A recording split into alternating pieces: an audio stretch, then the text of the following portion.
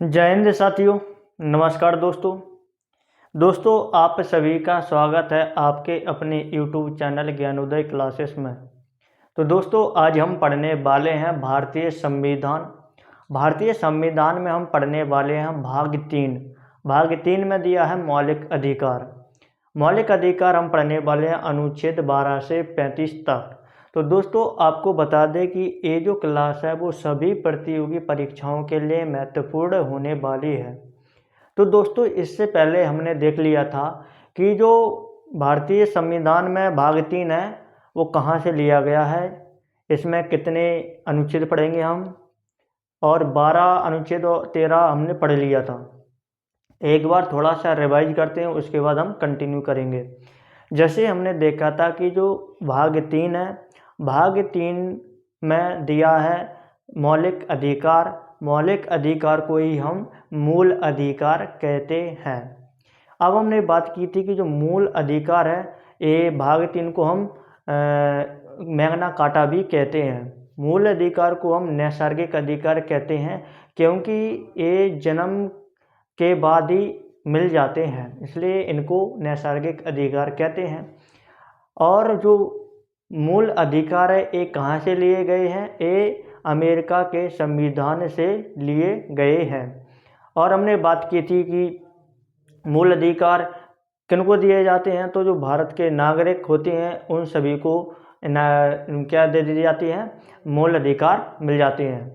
ये नहीं कि विदेश में कोई बच्चा है उसको मूल अधिकार भारत में मिलेंगे, तो ऐसा नहीं है। कुछ कुछ मूल अधिकार वो मिलते हैं और जो 12 से 35 तक पढ़ेंगे उसमें से कुछ मिलते हैं कुछ नहीं मिलते हैं। तो ये हमने समझ लिया था। और हमने बात की थी अनुच्छेद 12। अनुच्छेद 12 में क्या था, तो इसमें राज्य की परिभाषा थी। ये राज्य अलग राज्य है, ये स्टेट वाला नहीं है, जो कि जैसे कि भारत में 28 राज्य हैं, तो ये राज्य ये वाला राज्य नहीं है जो 28 राज्य हैं, ये अलग राज्य है। इसमें राज्य की परिभाषा दी है कि राज्य में क्या क्या शामिल है। जैसे कि हम बात करते हैं केंद्र सरकार शामिल है, राज्य सरकार, संसद, विधानसभा, जो सरकारी नौकरियां होती हैं, और अन्य बड़ी बड़ी संस्थाएं, ये सभी को मिलाकर इनकी राज्य कहा है अनुच्छेद 12 में। तो अनुच्छेद 12 में राज्य की परिभाषा है। राज्य का मतलब यानी कि उसमें केंद्र सरकार भी शामिल है, राज्य सरकार भी शामिल है, संसद है, विधानसभा है, और जो बड़ी बड़ी संस्थाएं होती हैं, सरकारी नौकरियां होती हैं, इन सभी को शामिल किया गया है और इनको मिलाकर ही राज्य कहा है अनुच्छेद 12 में। अनुच्छेद 13 क्या कहता है? अनुच्छेद 13 कहता है कि ऐसा कोई भी अधिकार या कानून, ऐसा कोई भी कानून बनाया जाएगा जो मूल अधिकार को यानी कि क्या करता है, प्रभावित करता है, तो उसको रद्द कर दिया जाएगा अनुच्छेद 13 के तहत। तो अनुच्छेद 13 में यही कहा गया है कि अगर वर्तमान में कोई ऐसा कानून बनाया जाता है जिससे कि जो मूल अधिकार दिए हैं उनको नुकसान पहुंचता है, उनको प्रभावित करता है ये नया कानून, तो उसको रद्द कर दिया जाएगा। अब हम पढ़ते हैं अनुच्छेद 14 से 18 तक। अनुच्छेद 14 से 18 तक क्यों पढ़ने वाले हैं? क्योंकि इनको कहते हैं समानता का अधिकार। इनमें समानता की बात कही गई है। अब हम पढ़ने वाले हैं क्या, तो इनकी समानता का अधिकार, समानता का अधिकार। जो समानता का अधिकार है ये हम देखेंगे अनुच्छेद 14 से 18 तक। इनमें किस प्रकार की समानता का वर्णन किया गया है। अब हम देखते हैं कि जो अनुच्छेद 14 में क्या कहा है।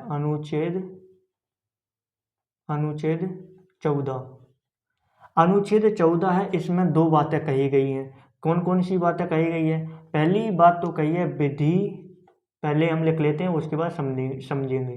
विधि के समक्ष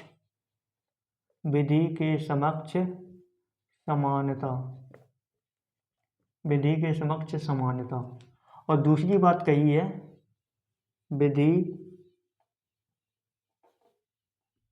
विधि के समान संरक्षण, विधि के समक्ष संरक्षण। ये हम बात करते हैं, ये कहाँ से लिया गया है? ये लिया गया है ब्रिटेन से, ये लिया गया ब्रिटेन से, और ये लिया गया है यूएसए यानी कि अमेरिका के संविधान से। अब हम बात करते हैं जो विधि के समक्ष समानता है, ये नकारात्मक संदर्भ को बताता है। नकारात्मक नकारात्मक नकारात्मक संदर्भ को बताता है, नकारात्मक संदर्भ को बताता है। और ये सकारात्मक सकारात्मक सकारात्मक संदर्भ को बताता है। और अब हम इनको समझते हैं। ये अनुच्छेद 14 में क्या कहा है? अनुच्छेद 14 में पहला तो कहा है कि विधि के समक्ष समानता। विधि का मतलब होता है कानून, कानून। तो दोस्तों एक कानून के समक्ष समानता, ये जिस देश में जितने भी जो लोग रह रहे हैं उन सभी के लिए कानून के समक्ष समानता का मतलब है कि जितने भी जो लोग रह रहे हैं वो सभी लोग कानून के सामने समान है। कानून के सामने समान का मतलब है कि अगर मान के चलो कोई बड़ा व्यक्ति या एक छोटा व्यक्ति है, मतलब कि कोई पैसे वाला ज़्यादा, कोई गरीब है, अमीर गरीब, अब इनने कोई अपराध, समान अपराध किया, मान के चलो चोरी की, तो दोनों के लिए समान सज़ा होगी। ये नहीं कि अमीर को कुछ अलग सज़ा, गरीब को कुछ अलग सज़ा, यानी कि इसमें कानून सभी को समान देखता है। तो ये कहा है कि विधि के समक्ष समानता। इसमें ये भेदभाव नहीं होगा कि प्रधानमंत्री है कोई या आम आदमी है। अगर प्रधानमंत्री ने कोई क्या किया है और जो आम आदमी है इसने कोई अपराध किया है, तो इन दोनों को जो अपराध समान किया होना चाहिए, ये नहीं कि अलग अलग अपराध किया है। तो प्रधानमंत्री हो चाहे आम आदमी हो, इन्होंने समान अपराध किया है तो इनको कानून क्या करेगा? इनको समान सज़ा देगा, ये नहीं कि अलग अलग सज़ा मिलेगी। अब ये कानून के समान समानता है, ये कहाँ से लिया गया है? ये ब्रिटेन से लिया गया है। ये नकारात्मक संदर्भ को बताता है। कैसे बताता है? क्योंकि जो देश का सर्वोपरि कौन होता है? राष्ट्रपति, और राज्य का कौन होता है? राज्यपाल। तो देश का राष्ट्रपति और राज्य का राज्यपाल जब ये अपने पद पर रहेंगे, अगर ये कोई का अपराध कर देते हैं तो इनको सज़ा नहीं मिलेगी। इनको सज़ा कब मिलेगी? जब ये अपने पद से हट जाएंगे तो उनको इस सज़ा की, जो अपराध किया था उसकी सज़ा मिल जाएगी। तो इसलिए इसको नकारात्मक संदर्भ बताया है। अब समझते हम कि विधि के समान संरक्षण। विधि के समान संरक्षण का मतलब ये है कि कानून सभी के लिए समान संरक्षण करेगा। समान संरक्षण का मतलब है कि ये नहीं है कि कोई बड़ा आदमी और अमीर आदमी, गरीब आदमी है, उन्होंने जो कोई अपराध किया है, अगर वो कोर्ट जाता है तो ये नहीं कि पहले बात अमीर की सुन ली जाएगी फिर गरीब की। इनके लिए जो उनके लिए नियम होगा उनको नियम के हिसाब से ये देखेगा, ना कि जो अमीर है और गरीब को अलग अलग तरीके से देखेगा। तो इस तरीके से इसमें कहा है कि विधि के समान संरक्षण, ये जो लिया गया है अमेरिका से लिया गया है और ये सकारात्मक संदर्भ को बताता है। ये आपको समझ में आ गया होगा। अनुच्छेद 14 में क्या कहा है? अनुच्छेद 15 देखते हैं। अनुच्छेद 15, अनुच्छेद 15 में क्या कहता है साथियों? अनुच्छेद 15, अनुच्छेद 15 में कहता है कि जाति धर्म जन्म स्थान, जाति धर्म जन्म स्थान, जातीय धर्म, लिंग भी आ जाएगा, एवं लिंग। तो लिंग के आधार पर भेदभाव नहीं किया जाएगा, भेदभाव नहीं किया जाएगा, नहीं किया जाएगा। तो इसमें क्या कहा दिया है, तो इसमें कह दिया है अनुच्छेद 15 में, अनुच्छेद 15 में कहता है कि किसी व्यक्ति की जाति अलग है तो उसके साथ भेदभाव किया जाए, किसी का जन्म दूसरे राज्य में हुआ तो उसके साथ भेदभाव होगा, और अगर उसका धर्म अलग है तो उसके साथ भेदभाव नहीं होगा, और अगर उसकी जेंडर अलग है जैसे मेल फीमेल इन दोनों में भेदभाव नहीं होगा। तो इस तरीके से अनुच्छेद 15 कहता है कि जाति, धर्म, लिंग, जन्म स्थान के आधार पर किसी भी व्यक्ति के साथ भेदभाव नहीं किया जाएगा। तो ये हो गया हमारा अनुच्छेद 15। अनुच्छेद 15 के बाद आगे बात करते हैं अनुच्छेद 16। अनुच्छेद 16 क्या कहता है? अनुच्छेद 16 कहता है, ये कहता है सरकारी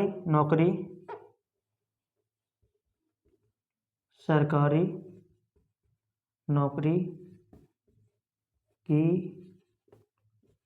समानता का अवसर,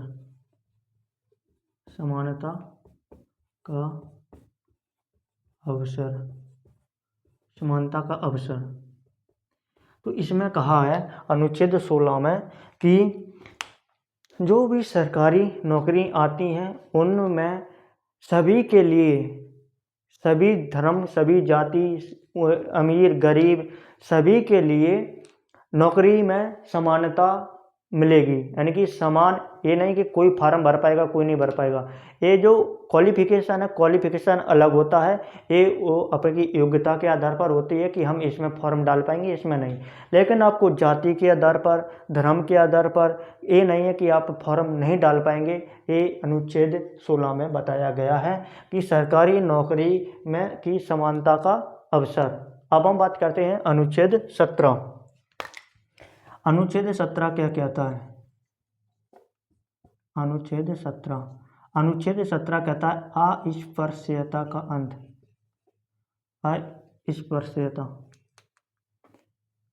अस्पृश्यता, इसको हम कहते हैं अनटचबिलिटी, या इसमें हम कह सकते हैं छुआछूत का अंत।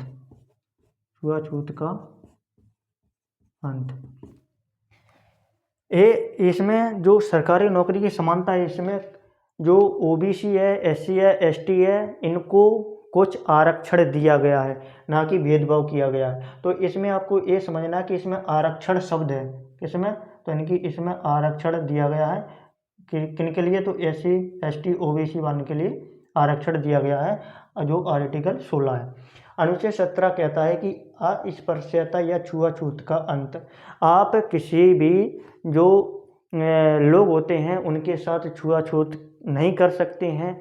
आप दूसरी जाति और दूसरा व्यक्ति दूसरी जाति का है तो आप उनके साथ छुआछूत नहीं कर सकते हैं। ये हमारे अनुच्छेद 17 में बताया गया है कि इसमें छुआछूत को, अगर कोई छुआछूत करता है या मानता है तो उसको सजा का प्रावधान है। किसमें? अनुच्छेद 17 में। तो अनुच्छेद 17 के द्वारा हम किसी भी व्यक्ति के लिए छुआछूत नहीं कह सकते हैं, नहीं मान सकते हैं। अगर हम उस व्यक्ति के साथ छुआछूत मानते हैं, अगर वो व्यक्ति में क्या बोलते हैं प्रूव कर देता है और उसके, तो वो हमको सज़ा दिलवा सकता है। तो इस तरीके से अनुच्छेद 17 में कहा है छुआछूत का अंत। और अनुच्छेद 18 में क्या कहा है? अनुच्छेद 18 में कहा है कि उपाधियों का अंत, उपाधियों का अंत। इसमें कहा है कि आप उपाधि नहीं रख सकते हैं। उपाधि का मतलब होता है जो टाइटल होता है, नाम के आगे जो टाइटल लगाते हैं, इसमें हम लिख सकते हैं सीधी सी बात टाइटल। क्या लिख सकते हैं? टाइटल में क्या होता है कि जैसे हम लगा लेते हैं कि इंजीनियर है, डॉक्टर है, जो भी वकील हो गए, मेजर हो गए, कर्नल हो गए, ये हम अपने आगे नहीं लगा सकते हैं। इनमें उपाधियों का अंत कहा गया है। इनमें हम अपने नाम के आगे टाइटल नहीं लगा सकते हैं। जैसे कि शिक्षा हो गया, जो चिकित्सा हो गया, और जो सुरक्षा होती हैं, उनमें कुछ स्थान पर लगा सकते हैं, लेकिन सभी लोग नहीं लगा सकते हैं। और जो विदेश से अगर कोई उपाधि मिलती है किसी व्यक्ति को तो उसके लिए राष्ट्रपति से अनुमति लेनी पड़ेगी। तो इसमें हमने देख लिया है। जैसे की बात करते हैं, जैसे कि engineer, doctor, colonel, major, ETC की उपाधि नहीं रख सकते आप। अब हम बात करते हैं कि इसमें हम बात करते हैं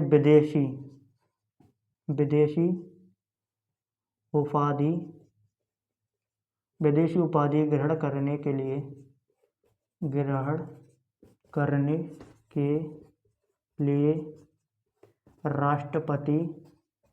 राष्ट्रपति से अनुमति लेनी पड़ती है। तो ये क्या कहा है अनुच्छेद 18 में? अनुच्छेद 18 में ये भी कहा है कि अगर किसी व्यक्ति को विदेश के द्वारा उपाधि दी जा रही है तो वो डायरेक्ट नहीं ले सकता है। पहले राष्ट्रपति को सूचना दी जाएगी, राष्ट्रपति उस पर विचार करेगा और फिर राष्ट्रपति अगर उसको अनुमति दे देंगे तो हम उस उपाधि को ग्रहण कर सकते हैं। बिना अनुमति के ग्रहण नहीं कर सकते हैं। तो इस तरीके से हमने समझा है भाग 3 को। भाग 3 में हम देख रहे हैं मौलिक अधिकार हम पढ़ेंगे अनुच्छेद 12 से 35 तक। अनुच्छेद 12 में राज्य की परिभाषा है। अनुच्छेद 13 में है कि ऐसा कोई भी कानून नहीं बनाया जाएगा जो कि मूल अधिकार उनको प्रभावित करे, तो उसको रद्द कर दिया जाएगा। अनुच्छेद 14 से 18 तक है, इनमें कही गई है समानता के बारे में। तो इसलिए इन सभी अधिकारों को कहते हैं समानता का अधिकार है अनुच्छेद 14 से 18। अनुच्छेद 14 में कहते हैं कि विधि के समक्ष समानता, ये ब्रिटेन से लिया गया है, ये नकारात्मक संदर्भ को बताता है। विधि के समान संरक्षण है, ये अमेरिका से लिया गया है, ये सकारात्मक संदर्भ को बताता है। उसके बाद हमने पढ़ा अनुच्छेद 15। अनुच्छेद 15 में कहा गया है आप किसी व्यक्ति के साथ भेदभाव नहीं कर सकते हैं। ये कौन से इसमें कहा है जाति, धर्म, लिंग, जन्म स्थान के आधार पर भेदभाव नहीं किया जाएगा। जाति, धर्म, लिंग, जन्म स्थान के आधार पर भेदभाव नहीं किया जाएगा। अनुच्छेद 16 में कहता है कि जो सरकारी नौकरी होती हैं उनकी समानता का अवसर, आप अमीर है, गरीब है, छोटी जाति से, बड़ी जाति से है, तो इनमें आपको अवसर समान मिलेगा। ये नहीं कि आप अलग जाति से है तो फॉर्म नहीं भर सकते, तो सभी फॉर्म भर सकते हैं। सरकारी नौकरी की समानता का अवसर कहा गया। ये इसमें जो आरक्षण की चर्चा है, तो जो OBC है, SC है, ST है, उनको आरक्षण दिया गया है अनुच्छेद 16 के द्वारा। और हम बात करते हैं अनुच्छेद 17। इसमें अस्पृश्यता का अंत है या छुआछूत का अंत है। हम किसी भी व्यक्ति के साथ छुआछूत नहीं कर सकते हैं, ना ही मान सकते हैं। अगर किसी व्यक्ति के साथ छुआछूत हम मानते हैं, अगर उस व्यक्ति ने कोर्ट में जाके उसको सिद्ध कर दिया तो हमके जो सज़ा का प्रावधान है हमको सज़ा हो जाएगी। उसके बाद हमने देखा अनुच्छेद 18। अनुच्छेद 18 में कहा उपाधियों का अंत। इसका सीधा सा मतलब है कि टाइटल, हम अपना टाइटल नहीं लगा सकते हैं। जैसे कि इंजीनियर है, डॉक्टर है, कर्नल है, मेजर है, ऐसी उपाधि नहीं रख सकते हैं, क्योंकि इसमें कहा गया है अनुच्छेद 18 में अगर किसी व्यक्ति को विदेश से कोई उपाधि मिल रही है तो वो डायरेक्ट नहीं ले सकता है। पहले उसको राष्ट्रपति को बताना होगा, राष्ट्रपति अनुमति दे देंगे तो वो उस उपाधि को ग्रहण कर सकता है। तो इस तरीके से अनुच्छेद 14 से 18 तक हमने देखा है। तो दोस्तों आज की क्लास को हम इतना ही पढ़ेंगे। आज की क्लास को हम यहीं पे समाप्त करते हैं। तो दोस्तों आपको ये जो क्लास है वो कैसी लगी, आपको कमेंट ज़रूर करना है, चाहे कुछ भी, क्योंकि ताकि हमको पता चल सके कि हम क्या गलती कर रहे हैं, हम किस तरीके से समझा रहे हैं, हम किन किन चीज़ों पर सुधार कर सकते हैं, ताकि आपको अच्छे से अच्छा कंटेंट दे सकें। तो दोस्तों आज की क्लास को यहीं पे समाप्त करते हैं। थैंक यू, जय हिंद, धन्यवाद।